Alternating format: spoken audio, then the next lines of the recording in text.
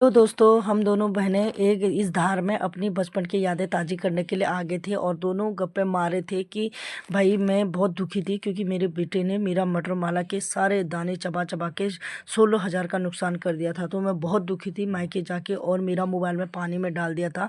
तो एक ये मटर मटर माला थी। पहले एक ज़माने में चांदी के ही मटर माला चलते थे, तो ये मेरी दादी के ज़माने का था, 1950 का था या 60 का था। तो मैंने ये थोड़ा शौक के लिए पहन दिया था, दादी की याद आ। तो मैं अपनी बहन को बोल रही थी तेरी मटर माला के दाने कितने अच्छे हैं, मेरे बेटे ने मेरे मटर माला के दाने चबा दिए। तो हम दोनों ने बहुत सारी गप्पे मारने के लिए हम इस धार में आए थे जहाँ हम अक्सर बचपन में आया करते थे। तो दोनों बहुत अच्छी गप्पे मार रहे थे, अपनी बचपन की यादें ताज़ी कर रहे थे।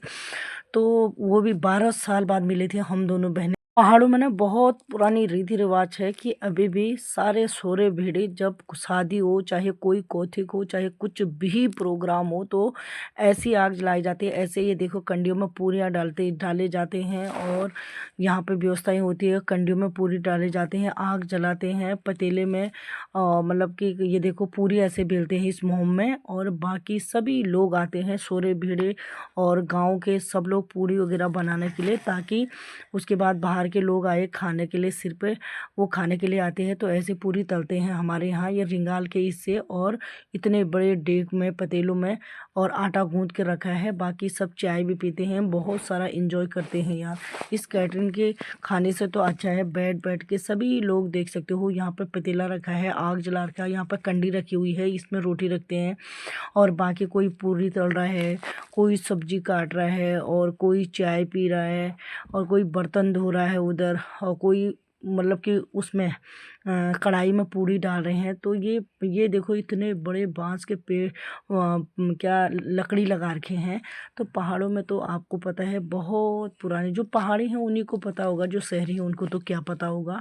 पर पहाड़ियों का तो ये अक्सर एक कल्चर है ही, इसीलिए हम लोगों को पहाड़ी कहा जाता है, क्योंकि पहाड़ के रीति रिवाज ही कुछ पुराने इस तरह से हैं। और अभी भी दूर दराज, मतलब कि इतने दूर बसे हुए हैं ये घर, कि जहाँ तक कोई दूर दूर तक कोई गाड़ी नहीं, कोई रोड नहीं, कुछ भी नहीं, चारों ओर जंगल के बीच में ये हमारा घर बसा हुआ है। तो ये देखो कोई यहाँ पर सब्जी काट रहा है, किसी की ड्यूटी और सब्जी छिलने की है, किसी के टमाटर काटने की है, किसी के गोभी काटने की है। तो सभी लोग देखो यार कितना अच्छा लगता है। तो ये रीति रिवाज आपको कैसी लगी बताना। और पहाड़ों में मंदिर भी ऐसे होते हैं, मतलब कि मैंने बताया था ना कि सुविधाएं ज़्यादा नहीं है लेकिन सुकून तो है।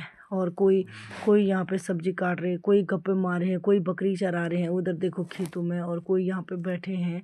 आहा कितना अच्छा लगता है यार पहाड़ों की रीति रिवाज। जिसको भी ये पहाड़ की रीति रिवाज अच्छी लगी ना, तो प्लीज़ यार कमेंट लाइक शेयर तो ज़रूर कर ही देना।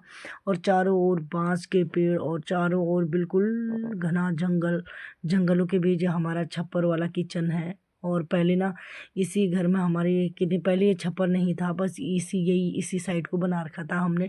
पहले मुझे ना बहुत छोटी थी तो बहुत डर लगता था इस घर में। अब ऐसा लगता है कि मन करता है कि इसी घर में रहूं, यहीं रहूं मैं। और अब पहले ये, उसके बाद देखो ये यहाँ पे पापा बकरियां भी चरा रहे थे, और हरा हरे भरे खेत देखो कितने अच्छे लग रहे हैं।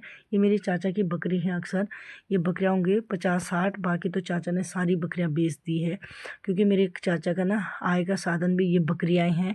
बकरी से ही मेरे चाचा का परिवार भी चलता है। ये मेरा भाई देखो इतना बड़ा लकड़ी ले जा रहा है, बाप रे, ये इतने भीम की तरह। तो यहाँ पे देखो कहीं पे छप्पर बना रखे, और हिमालय देखो नज़दीक, और ये कोई सब्जी यहाँ पे काट रहा है। और कितना अच्छा लगता है यार पहाड़ों का कल्चर ना। जिसको पसंद नहीं है तो उसे तो खैर क्या बोल सकते हैं, लेकिन हम लोग तो बचपन से क्या यही चीज़ें देखे आ रहे हैं, तो हमें तो बहुत ही अच्छा लगता है। तो घास भी इतनी ज़्यादा उगी है। ये पापा हैं मेरे, क्योंकि वो आज बकरियों के साथ हैं तो उनसे कोई काम नहीं होता है, तो उन्होंने कहा चलो मैं बकरियां देख लेता हूँ खेत के बाहर। तो एक ही बकरी पहाड़ में आप लोगों को पता है 15-16 हज़ार की बिक्री है। तो दिखने के तो ये ढेबरे इतने छोटे दिख रहे हैं, लेकिन इनका रेट किसी सोने के भाव से कम नहीं है।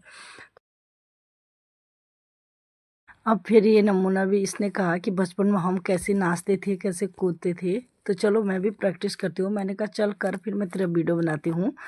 तो इसकी शादी ना बहुत छोटी उम्र में हो गई थी। इसके दो बड़े बड़े बच्चे भी हैं। है कितनी तो देख सकते हो पहाड़ों में ऐसे फड़ियाव लगाया जाता है और भूसे को उड़ाने के लिए इतनी ताकत लगाई जाती है पूरे बल के साथ। तो देख सकते हो ऐसी पहाड़ों में इस गेहूं के भूसे को उड़ाया जाता है भाई। हम लोगों का रीति रिवाज यही है। जब हम 6 साल के थे ना तब से ये मेरी ब्रह्म फूफू का छप्पर है, इसको छप्पर कहते हैं। तो अभी भी ये छप्पर वैसी है और ऊपर से खौर डाला है। खौर का मतलब होता है कोई घास होता है ताकि अंदर पानी ना जाए। ये उनकी लड़की है, इतनी बड़ी हो गई है। पहले बहुत छोटी थी ये, जब हम बड़े थे तो ये बहुत ही छोटी लड़की थी। तो अभी इतने बड़े बच्चे भी ना आजकल बाप रे बांस के पेड़ के बराबर ही लगने लग गए हैं। हम तो इनके सामने कुछ भी। उसके बाद मुझे गुनाटी मिला। ये गुनाटी है, गुनाटी का एकमात्र गांव में एक घोड़ा ही है जो गुनाटी घोड़े की सवारी करते रहता है और राशन। फिर मुझे ताऊ जी मिले। ताऊ जी देखो कैसे चॉइस से तंबाकू पी रहे हैं। ताऊ जी को मैंने पूछा कितने साल से पीते। ताऊ जी बोले जब मैं 25 साल का था तब से तंबाकू पी रहा हूँ। तंबाकू पीने का मतलब होता है हुक्का। अक्सर पहाड़ी लोग पीते ही हैं जो बूढ़े बूढ़े होते हैं। ये चिलम है नई और हुक्का है ऊपर से, तो ऐसे ही से इसके अंदर पानी रहता है, ये कुड़कुड़ाहट करते रहता है। तो ताऊ जी भी देख सकते। अब कोई सुविधा ना होती ना तो घोड़े खच्चर में जाना पड़ता है। ऐसी हर इस इंसान की स्थिति है, चाहे वो प्रेग्नेंट हो चाहे कोई भी हो बीमार हो, तो ऐसे घोड़े में या डोली में ही जाना पड़ता है। जब यहाँ दूर दूर तक रोड ना हो, किसी चीज़ की सुविधा हो, तो यही। उसके बाद मेरे पीठ पे देख सकते हो गधे का जैसा बोझा है, वो भी सोल्टा। और इस सोल्टे को ले जा के ना मेरी रीढ़ की हड्डी टूट गई थी इतनी चढ़ाई में। पहले तो हम इस रोड के 10 चक्कर लगा देते थे, अब इतने मोटे हो गए हैं कि अपना शरीर ही नहीं उठा पा रहे हैं। तो भाई अगर रोड जाती और गाड़ी जाती तो मैं तो सरकार से यही करूँगी कि गाड़ी जानी चाहिए हमारे यहाँ। उसके बाद मैं बैठ गई थी अपने पहाड़ी चूल्हे में। देख सकते हो कितना खतरनाक का आग जला रखा है। चाहे गर्मी हो सर्दी हो, आग तो जलानी ही हो। अब हर किसी के घर में गैस चूल्हे तो नहीं हो सकते हैं, और गैस को भरने के लिए भी कितने दूर दूर जाना पड़ता है। इससे अच्छा तो लोग लकड़ी में ही आग जला लेते हैं। अभी भी पहाड़ी लोग, बहुत सारे लोग ऐसे हैं जो आग पर ही निर्भर रहे। ये है मेरी मम्मी लोगों का पड़ोस और मोहल्ला। कितना अच्छा और कितना खूबसूरत नज़ारा है, देख सकते।